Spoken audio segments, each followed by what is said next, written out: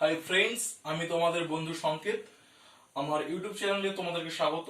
যারা আমাদের নতুন বন্ধু তাদের প্রতি একটা রিকোয়েস্ট করছি, তোমরা প্লিজ আমাদের চ্যানেলটাকে সাবস্ক্রাইব করো আর পাশের বেল আইকনটি অন করে অল করে রাখো এবং প্লিজ একটা লাইক করে দাও। আজকে আমাদের দ্বাদশ শ্রেণীর প্রথমে গল্প কে বাঁচায় কে বাঁচে, এই গল্পটা নিয়ে তোমাদের সঙ্গে কিছু আলোচনা করব।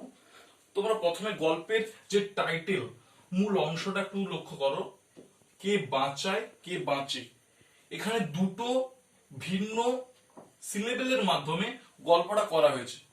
কে বাঁচায়, তারপর কমা মানে একটু থামতে বলছে, তারপর কে বাঁচে মানে বলছে কে বাঁচায় মানে কেউ একজন বাঁচাচ্ছে, কে বাঁচে কেউ একজন বাঁচছে। কে বাঁচায়, এখানে বাঁচায় মৃত্যুঞ্জয়। মৃত্যুঞ্জয় কে বাঁচায়, স্টার্ট করছো। কে বাঁচায়, এখানে বাঁচায় মৃত্যুঞ্জয়। মৃত্যুঞ্জয় এখানে মূল চরিত্র, গল্পের মূল চরিত্র। এখানে দেখো বিশ্লেষণ করা হয়েছে চারজন, তার মধ্যে মৃত্যুঞ্জয় এখানে মূল চরিত্র। মৃত্যুঞ্জয় বাঁচাচ্ছে, তাহলে এখানে কে বাঁচে, মৃত্যুঞ্জয়। আর কে বাঁচে, বাঁচে হচ্ছে গরিব অনাহারকৃত মানুষের দল, যারা খেতে পাচ্ছেনি, যারা লঙ্গরখানায় পড়ে আছে, যারা ফুটপাতে পড়ে আছে, যাদের দিন আনতে দিন ফুরোয়, যারা খেতে পায় না, অনাহারিত, তাদের মানুষদের পাশে দাঁড়ানোর জন্য মৃত্যুঞ্জয় নিজেকে উজাড় করে দিয়েছে। সেইটা নিয়ে লেখক আমাদের কাছে একটা এই গল্পটা তুলে ধরেছে। এই গল্পের লেখক হচ্ছে মানিক বন্দ্যোপাধ্যায়, বিখ্যাত গল্পকার মানিক বন্দ্যোপাধ্যায়। আর এই গল্পটা নেওয়া হয়েছে 1943 খ্রিস্টাব্দে, তার প্রথম প্রকাশিত হয়েছিল সেই পত্রিকা থেকে, যে পত্রিকা থেকে এই গল্পটা প্রকাশ হয়েছে, ভৈরবী পত্রিকা। ভৈরবী পত্রিকা থেকে প্রথম গল্পটা প্রকাশ হয়েছে। দ্বিতীয়ত 1944 খ্রিস্টাব্দের মার্চ মাসে পরিমল গোস্বামী পরিচালিত একটা মহামন্বন্তর পত্রিকা, যেখানে মহামন্বন্তর মানে খিদের জ্বালায় মানুষদের যে কষ্ট, সেরকম ভাবে একটা তৈরি হয়েছিল পত্রিকা। সেই পত্রিকায় মানিক বন্দ্যোপাধ্যায়ের এই গল্পটি স্থানান্তরিত হয়েছিল।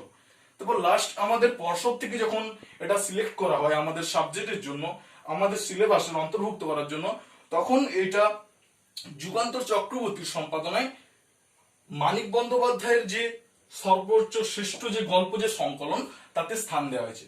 সেখান থেকেই আমাদের সিলেবাসের অন্তর্ভুক্ত হয়েছে কে বাঁচে কে বাঁচে।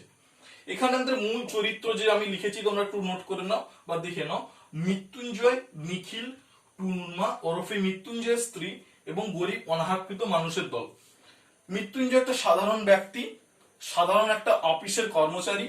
সে প্রত্যেক দিন ট্রামে ট্রেনে করে অফিস যায়। আর তাই শুনতে পায় খবরের কাগজে খবরে, কিন্তু সে শুনতে পায় কিছু মানুষ না খেতে পেয়ে দিনের পর দিন মারা যাচ্ছে। সেটা শুনেও তার কিছু মনে কোনো এফেক্ট পড়ে না, কোনো প্রতিক্রিয়া পড়ে না। সে সেটাকে নর্মালি সাধারণ জীবনযাপনের মতো ভেবে নেয়। কিন্তু একদিন সে পায়ে হেঁটে যখন অফিস যাচ্ছে, তখন সে দেখতে পেল রাস্তায় মানুষ না খেতে পেয়ে অনাহারে মারা যাচ্ছে। এইটা দেখে মৃত্যুঞ্জয়ের অস্বাভাবিক একটা নিজের মধ্যে অসুস্থ বোধ সৃষ্টি হলো। সে নিজের মধ্যে বিবেক দংশনে ভুগতে লাগলো। সে ভাবছে, আমি একজন মানুষ হওয়া সত্ত্বে আমি খেতে পেয়ে যখন বাঁচতে পারছি, পৃথিবীর অন্য একটা মানুষ, আমার পাশের মানুষটা, সে না খেতে পেয়ে মারা যাচ্ছে। তার নিজেকে অপরাধী মনে হলো। তখন সে অফিসে গিয়ে চুপ করে একটা জায়গায় বসে রইল। তারপর তার নিজের শরীরের প্রতি কিরকম খারাপ একটা মনোভাব সৃষ্টি হলো।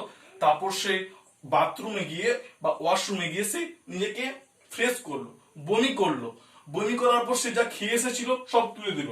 তারপর এসে যখন সে তার অফিসের চেয়ারে বসে দিয়ে জল খেতে খেতে, তখন তার সমপদস্থ কর্মচারী নিখিল, দেখবে সেকেন্ড যে মূল চরিত্র নিখিল লেখা আছে, নিখিল হচ্ছে মৃত্যুঞ্জয়ের কলিগ অথবা সমপদস্থ কর্মচারী, যে মৃত্যুঞ্জয়ের থেকে 50 টাকা মাইনে কম পায়। মৃত্যুঞ্জয় 50 টাকা মাইনে বেশি পায়, এর কারণ মৃত্যুঞ্জয় অফিসে একটা বাড়তি দায়িত্ব পালন করে। নিখিল মৃত্যুঞ্জয়ের সমপদস্থ কর্মচারী, তার থেকেও বড় সম্পর্ক, তারা নিজেদের ভাইয়ের মতো, তারা নিজেদের বন্ধুদের মতো।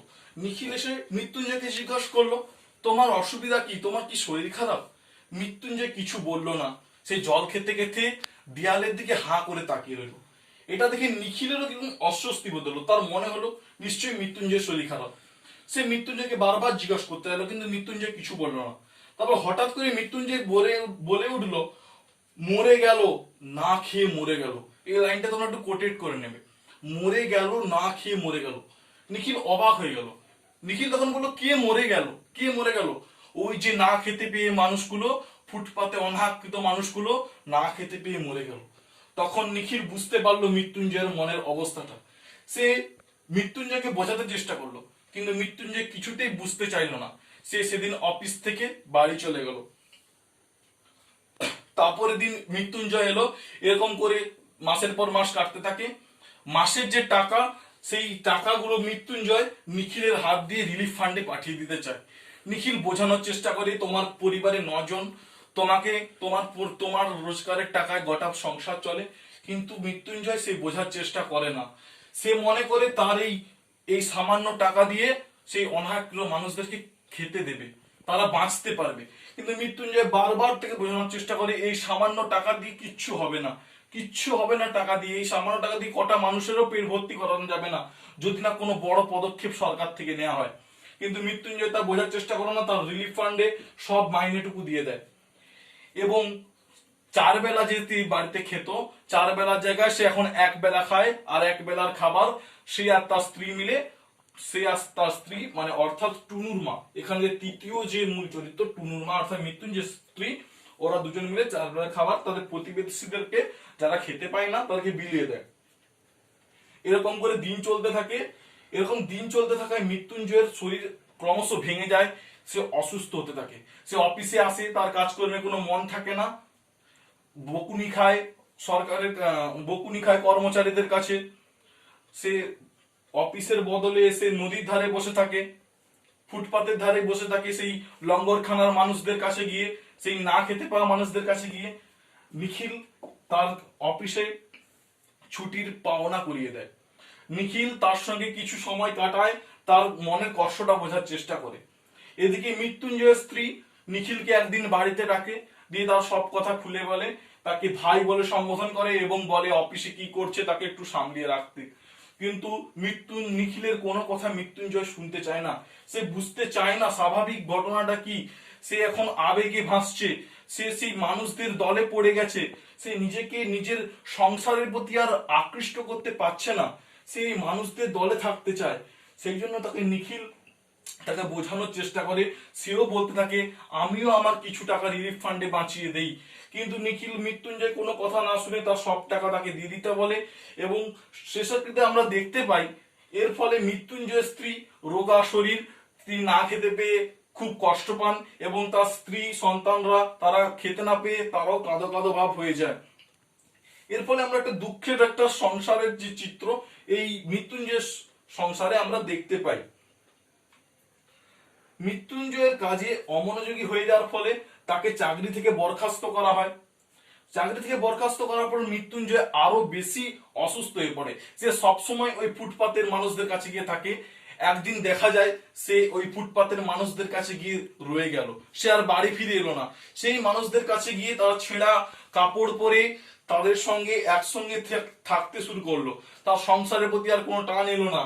তাকে নিখিল কতবার বোঝানোর চেষ্টা করেছে, কিন্তু সে তাকে আর কখনো বাড়ি ফিরে আনতে পারেনি। সে সেই মানুষদের সামনে গিয়ে, লঙ্গরখানার সামনে গিয়ে বাটি পেতে বলে, গাঁ থেকে এসেছি বাবা, কিছু ভিক্ষে দাও, কিছু খেতে দাও। তাদের সঙ্গে একসাথে তারা খিচুড়ি খায়। এইভাবেই একটা একটা মানুষের যে কষ্ট, একটা মানুষদের যে কষ্ট, সে অপর যে মানুষকে বোঝানোর চেষ্টা। আমরা অনেকে সুখবিলাসী মানুষ, আমরা নিজের শুধু কষ্টটা বুঝি, নিজের আনন্দটা বুঝি, আমাদের পাশের মানুষের কষ্ট আমরা বুঝিনি। এই যে মৃত্যুঞ্জয়, এই যে ঘটনাটার মধ্যে দিয়ে মূল চরিত্র লেখক মৃত্যুঞ্জয়ের মধ্য দিয়ে আমাদেরকে বোঝানোর চেষ্টা করছে, আমরা যেমন সুখী আমাদের পাশের মানুষটাকেও সুখী করতে হবে। আমরা মাদার টেরেসার কিছু কথাই পড়েছি, মানুষ আমরা, আমাদের পাশের জন্য মানুষ, আমাদের প্রাণীরাও মানুষ, আমাদের কাছে জীব জন্তু পশু পাখি উদ্ভিদ সবাই মানুষ। সবাইকে মানুষ ভাবতে হবে, সবাইকে মানুষ শিখতে হবে। এই জন্য আমরা যেমন বেঁচে আছি তাদেরকেও বাঁচতে সুযোগ করে দিতে হবে। সেই জন্য লেখক এই একটা মাত্র মনোভাব নিয়ে যে নিজে কখনো একা থাকা যায় না, সবাইকে সঙ্গে নিয়ে থাকতে হয়, সেই চরিত্রটা মৃত্যুঞ্জয়ের মধ্যে ফুটিয়ে দিয়ে, মৃত্যুঞ্জয়কে সেই মানুষদের সঙ্গে মিশিয়ে দিয়ে এই গল্পটি তিনি লিখেছেন। আমার মনে হয় গল্পটি খুবই সার্থক একটা গল্প, আর এই নামকরণ খুবই ব্যঞ্জার্থক এবং খুবই সাফল্যপূর্ণ। কারণ কে বাঁচায় কে বাঁচে নামটার মধ্যে আমরা বুঝতে পারছি, তার লাস্টে কে বাঁচাচ্ছে, মৃত্যুঞ্জয় বাঁচাচ্ছে, কে বাঁচছে, গরিব নিরীহ অনাথকৃত মানুষ বাঁচাচ্ছে। যদি ভিডিওটা ভালো লেগে থাকে প্লিজ একটা সাবস্ক্রাইব করে দেবে, একটা লাইক করবে, আর একটা কমেন্ট শেয়ার করে দেবে। Thank you.